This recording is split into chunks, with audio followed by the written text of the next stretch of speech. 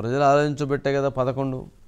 ఆ 11 ఇప్పుడు మన ట్రెండ్ సృష్టించిన నిహారిక. వైసీపీ 11 సీట్లపై ఆది సెటైర్. అవునండి, ఆది సెటైర్ లేసాడు. అదే 11 అన్నారు కదా, 11 వచ్చింది. ఏది సీట్లు 11 సీట్లు.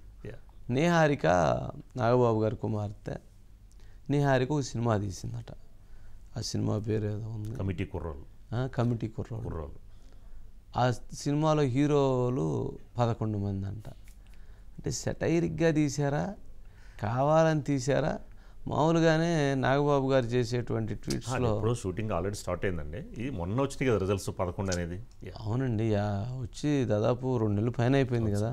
సినిమా ఇప్పుడు తీసేదంతా 2 నెలలే కదా.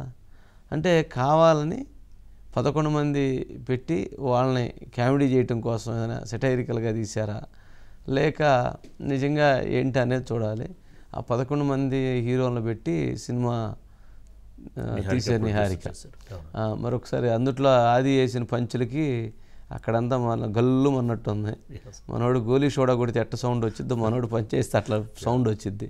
గోలీ సోడా ఇప్పుడు గోలీ సోడా సౌండ్ రావట్లేదులేండి. గతంలో గోలీ సోడా కొడితే సౌండ్ ఢమ్ముని వేలిద్ది అనమాట. అట్లాంటి సౌండ్ వచ్చింది. మరి ఇప్పుడు ఒకసారి బయట ప్లే చేయండి. అది వాళ్ళ బాబాయ్ గారు లాగే ట్రెండ్ ఫాలో అయ్యే టైప్ కదా, ట్రెండ్ సెట్ చేసే టైప్. అందుకే 11 మంది హీరోలను పెట్టి ఒక సినిమా అంటే ఖచ్చితంగా ట్రెండ్ సెట్ చేసినట్టే. అవునా? 11 మంది హీరోలు అంటే ఇప్పుడు రీసెంట్గా మన 11 మంది క్రికెటర్లు మన దేశానికి వరల్డ్ కప్ తెచ్చినట్టు ఈ 11 మంది హీరోలు మా నిహారిక గారికి మంచి విజయాన్ని అందించాలని మనస్ఫూర్తిగా కోరుకుంటున్నాను. మనకు 11 అంటే చాలా గుర్తొస్తాయి, కానీ ఈ సినిమా తర్వాత 11 అంటే ఈ 11 మందే గుర్తొస్తారు. అదైతే నేను నమ్ముతాను. మాట్లాడితే మమ్మల్ని మెగా ఫ్యామిలీ, వీళ్ళు తప్ప ఇంకెవరు ఉండరు అనేటువంటి అలా కొంతమంది ఫ్యామిలీస్ మీద ఈ పనికి మాలిన మాటలు మాట్లాడే ఎదవలు చాలామంది చూస్తారు. మాకు అలాంటి ఫీలింగ్ లేదు. సినిమా ఇండస్ట్రీ మా అబ్బ సొత్తు కాదు, మా నాన్న సామ్రాజ్యం కాదు, మా తాత సామ్రాజ్యం కాదు. అలాగే మన అక్కినేని గారి ఫ్యామిలీయో నందమూరి ఫ్యామిలీ సామ్రాజ్యం అది అందరిది ఇది. సో ఇవాళ అడవిశేషు గారు లేకపోతే ఎంతోమంది యంగ్స్టర్స్ ఫిల్మీ ఫ్యామిలీ సంబంధం లేకుండా దే ప్రూవ్డ్ వాళ్ళకి ఎవరు అడ్డం వచ్చారు, వాళ్ళ టాలెంట్స్ వాళ్ళు పైకి వచ్చారు. ఏమో ఇప్పుడు ఈ కుర్రాళ్ళల్లో ఎవరు ఏ రేంజ్కి వెళ్తారో ఎవరు ఊహించిన కూడా ఊహించలేరు. ఏమో ఎంత గొప్పగా వెళ్తారు. కోఇన్సిడెన్షియల్గా జరిగిందండి. 11 మంది హీరోలు. ఆది గారు ఓం ప్రకాష్ గారు, గుడ్ ఈవినింగ్. ఏంటి అంతా 11 చుట్టూ తిప్పారు చుట్టూ? అంటే అలా కదండి, ఆది ఇందాడు మీరు చెప్పినట్టుగా ఏ సౌండ్ చేసినా అది కొద్దిగా భారీగానే ఉంటుందండి.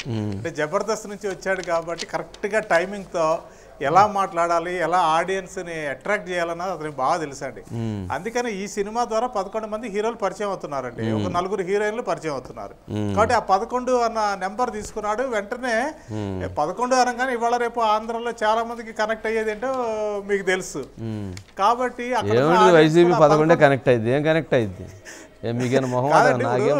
ఇప్పుడు ప్రతిపక్ష పార్టీకి ఉన్న ఎమ్మెల్యేలు ఎంతమంది అంటే ప్రతిపక్ష పార్టీ అని కూడా అనడానికి లేదు కదా, ఆ హోదా కూడా లేదయ్యే వాళ్ళకి. వైఎస్ఆర్ పార్టీకి ఉన్న స్థానాలు 11. అదే నిహారిక తీసిన సినిమాలో ఉన్న హీరోలు 11. సినిమా ద్వారా అవుతున్న వాళ్ళు హీరోలు 11 మంది. అయితే అతను ఏమన్నాడంటే ఈ సినిమా రిలీజ్ అయిన తర్వాత ఆ 11 మందినే మర్చిపోయి ఈ 11 మందినే జనం గుర్తుపెట్టుకుంటారు అని కూడా అన్నాడు. కాబట్టి ఆ 11 మంది పరిస్థితి ఏమిటి అన్నది ఇప్పుడు ప్రశ్నార్థకం ఉంది. అయితే ఇక్కడ నాగబాబు బయట కూడా రండి చాలా హుందాగా గతంలో ఒకసారి పవన్ కళ్యాణ్ కూడా చెప్పారండి. అంటే మీరేదో ఒక కుటుంబానికో లేకపోతే దీనికో సినిమా రంగాన్ని ఎప్పుడు అసలు ఆలోచించకండి. ఏదో మా ఫ్యామిలీ నుంచి 10 మంది హీరోలు వచ్చారు, 11 మంది హీరోలు వచ్చారని కొందరు చెప్తూ ఉంటారు. అది ఎప్పటికీ కరెక్ట్ కాదు. కష్టపడి ఎవరు వస్తారో వాళ్ళే నిలబడతారు. ఇప్పుడు ఈ రోజున కూడా అండి నిహారిక విషయంలో చాలా మంది ఆవిడ గట్స్ని చాలా అప్రిషియేట్ చేస్తున్నారండి.